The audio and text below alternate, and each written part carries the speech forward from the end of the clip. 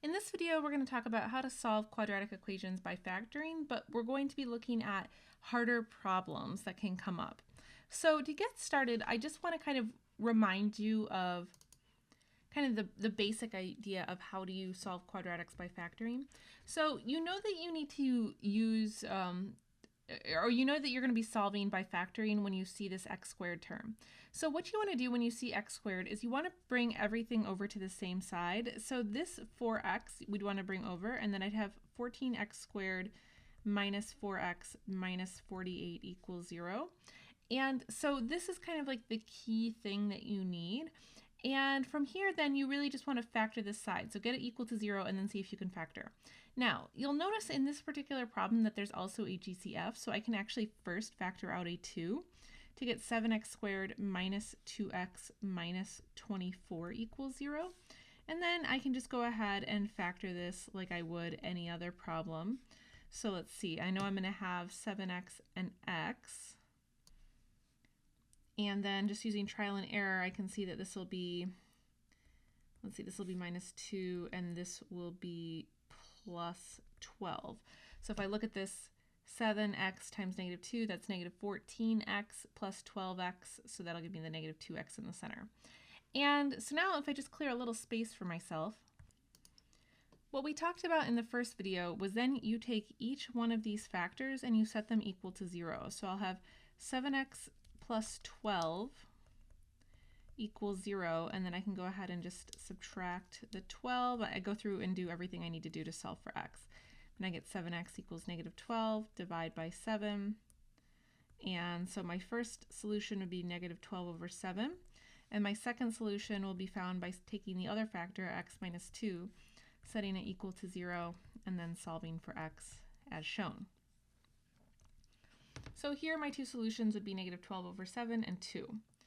So just to remind you of this one more time, so if I want to use factoring to solve this particular equation, so this one's actually not quadratic, but we can still use the same idea. So I still want to just have everything equal to 0, and you'll kind of get where we're going with this in a second. So this will be 3x cubed minus 12x squared equals 0. So this side I can now factor. So there's actually a GCF, so I can take out 3x squared. This will leave me with x minus 4 equals 0. And now I've got my two factors. So I've got an x here and an x here. So if x squared equals 0, then that means that just x equals 0. And then if x minus 4 equals 0, that would mean that x would have to equal 4 for this here to equal 0. So those would be my two solutions. Okay, so that was just a quick reminder of what we want to do. And now we're going to look at some trickier problems. So in the first set of problems, sometimes you're going to need to simplify further before you can actually factor. So here is like one of the classic types of problems where this can present itself. So it looks like it's already factored, but in reality, we've got a big problem. This 6 here is kind of a no-no. So we can't use factoring if we have this 6 here. So what we're going to have to do is we're going to have to multiply everything together and then subtract this off so that we can finally get something that is set equal to 0. So if I go ahead and multiply this together, this is x squared plus 3x plus 4x plus 12 equals 6. And then if I collect my like terms, this is x squared plus 7x plus 12 equals 6. So now I can subtract off this 6, which was kind of the whole point of this, so that I could actually have something that I can factor. And now this is a whole new problem to factor. And the way that this will factor will be x plus 6 times x plus 1. And then I can set each one of those factors equal to 0. So x plus 6 will equal 0 when x equals negative 6. And x plus 1 will equal 0 when x equals negative 1. So those would be my two solutions. So if you're curious to try a couple more like that, I'm going to do these two problems. Otherwise, you can fast forward to kind of the other type of problem, but I'm going to go through these two. And if you want to practice them, I highly recommend that you pause the video here, hit play when you're ready. Okay, so working through B here. So first things first, to work out this particular problem, I'm going to have to distribute. So if I distribute, this will become 5x squared plus 10x minus 4x, and then this will equal 4x squared minus 8. Okay, so now I need to collect my like terms on the left side. So this will be 5x squared plus 6x equals 4x minus 8. And now I can go ahead and, oops, sorry, this was 4x squared. And so now I can go ahead and get everything over to one side. So subtract off the 4x squared, add the 8x. So this becomes x squared plus 6x plus 8 equals 0. And so you'll notice that this can be factored. So this factors as x plus 2 times x plus 4. And so then that's going to be x equals negative 2 or x equals negative 4. There are my two solutions. Okay, so moving on to C. So this tends to throw people off from time to time. So just as a reminder, this means to take x plus 4 times x plus 4. So here's everything that I have to do.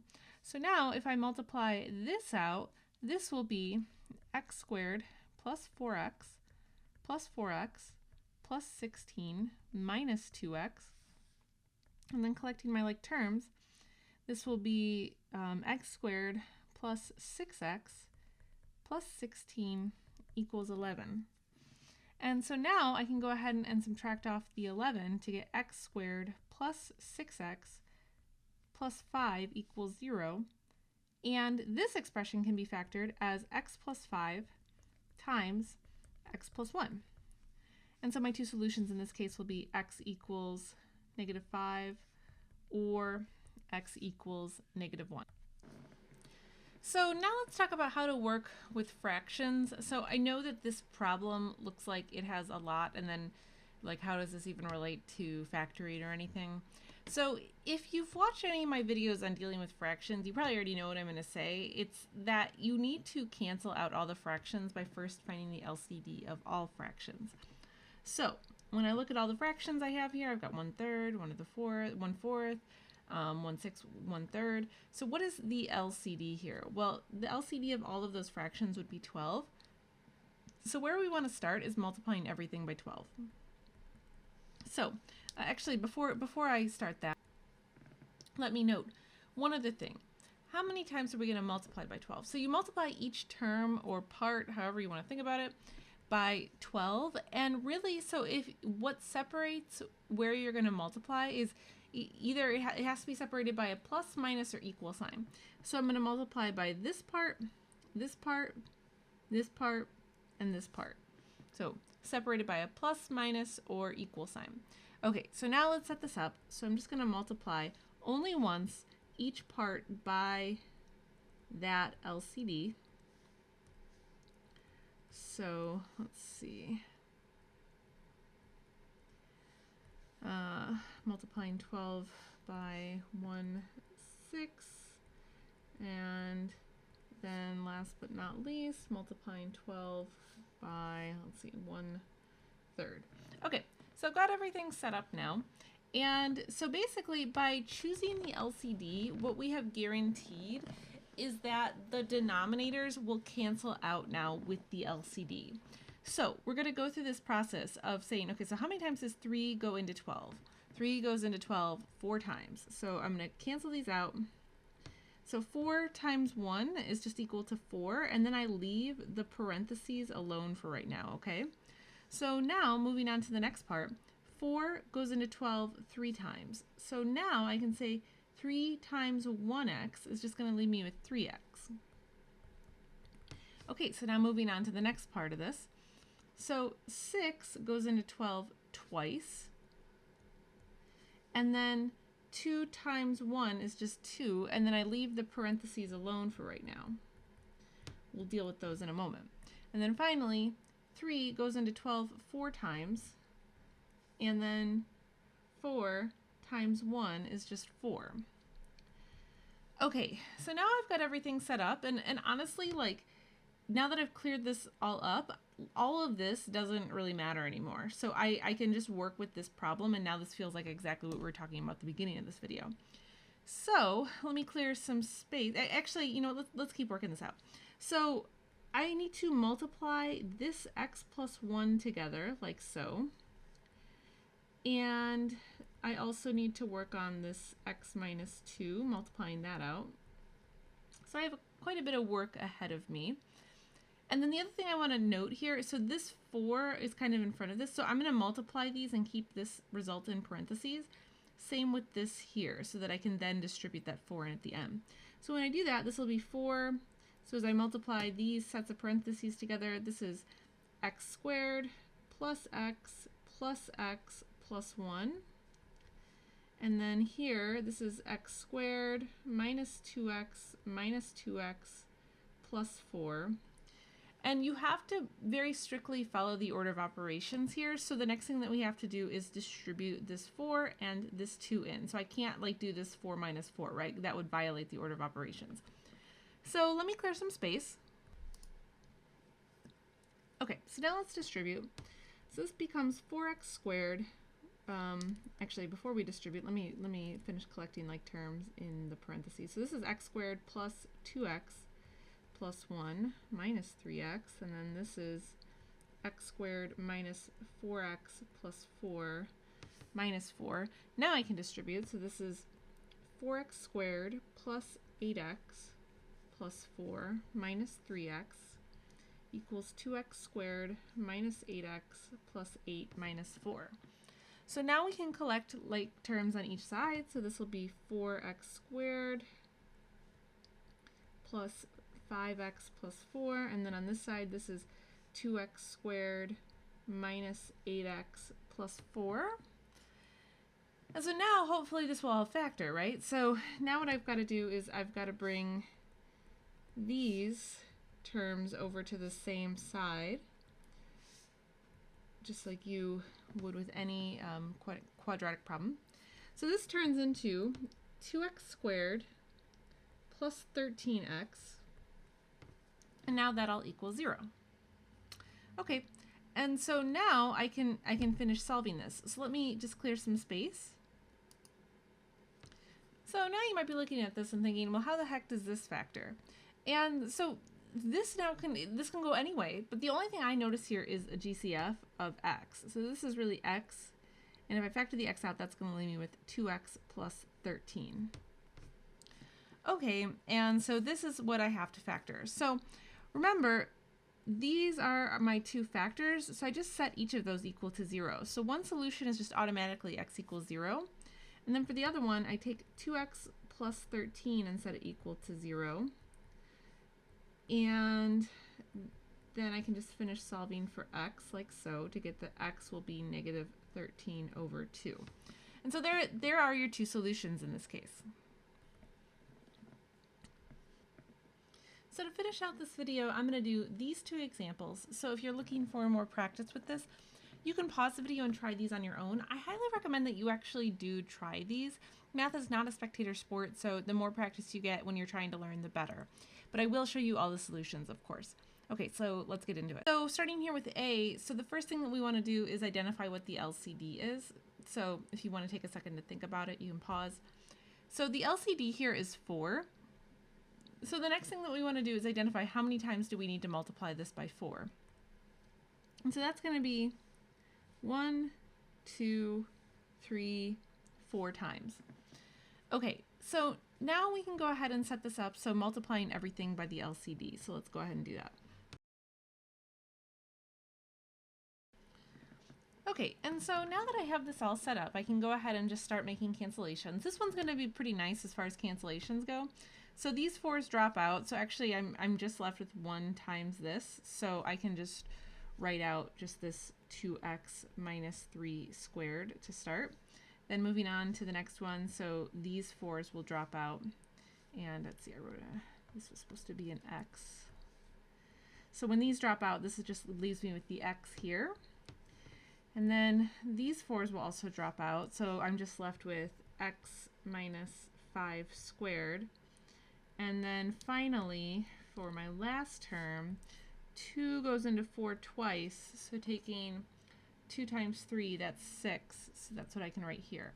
And so now I can just press forward with this problem like usual. So first things first, I'm going to have to multiply out this 2x minus 3, and then I'm also going to have to multiply out this x minus 5, Okay, so let's do that. So this is going to be 4x squared minus 6x minus 6x plus 9 plus x, and then this is x squared minus 5x minus 5x plus 25 minus 6.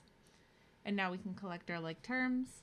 So this will be 4x squared minus 11x plus 9 equals x squared minus 10x plus 19. And so now from here, let's see, I probably should make some space. And so now, let's see, I'll go ahead and add this 10x, subtract off this x squared, subtract off the 19. So this comes out to 3x squared minus x minus 10 equals 0. Okay, and so now we just want to figure out how to factor this. So let's see, I'll put 3x and x here. And let's see, how about minus 2 and plus 5? So this will give me negative 6x plus 5x, so that'll give me that negative x right there. So there's my solution. And so now I can just take each part and set it equal to 0. So I will go ahead and subtract off the 5 here to get 3x equals negative 5. So one solution will be x equals negative 5 over 3. And then the solution for this set of parentheses, this will just be x equals 2. Okay, so now for b, so first things first, we're going to want to find the LCD of all fractions. Maybe you want to pause here and think about what that is. So the LCD here is going to be 20. So first things first, I'm going to just go ahead and multiply everything by 20. So I'll set that up. Okay, so now that I have this set up, so notice I multiplied this out 4 times. So now I can start canceling. So here, 4 goes into 20 5 times. So this is going to leave me with 5 times 1x. So this is 5x times 2 minus x. Now moving on to the next part. 4 goes into 20 5 times. And 5 times 3 is 15. And then 5 goes into 20 4 times. And 4 times 1x is going to be 4x. And then finally, 10 goes into 20 twice, and 2 times 7 will be 14. So now I can go ahead and distribute. So this will be 10x minus 5x squared minus 15 equals 4x squared plus 4x minus 14. And so now I can start bringing everything over to one side. So let's see, I'll have the plus 5x squared, subtract off the 10x, and then add the 15. So what I'm left with is 9x squared minus 6x plus 1 equals 0. And so now we just have to factor this. So let's see, this will factor, let's see, I think this will factor as, I think I just have to subtract off the 1 from each like this. So I think it's just 3x minus 1 and 3x minus 1. So let's see, 3x times 3x, that's my 9x squared. Negative 1 times negative 1, that's my positive 1. And then negative 3x minus 3x, there's my negative 6x. So we're all good to go. So in this case, there's actually only one solution. So that one solution will be found by taking 3x minus 1 and setting it equal to 0. And so if I add 1 to each side, I've got 3x equals 1, divide both sides by 3, and I get x equals 1/3. And so that's the only solution for this one. And so that wraps up this video. So hopefully that was helpful, guys. Any questions? You can always leave me a comment. Otherwise, thanks for watching. I'll catch you next time.